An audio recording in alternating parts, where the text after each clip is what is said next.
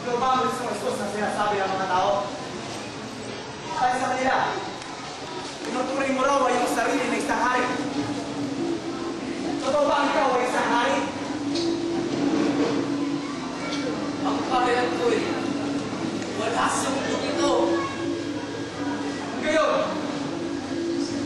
hari ka na! Ikaw na ang may sabi na ako'y isang hari. Sinilang ako para dito at naparito ako sa daigdig. Nang sa gayon, ang katotohanan ay malaman na sa libutan.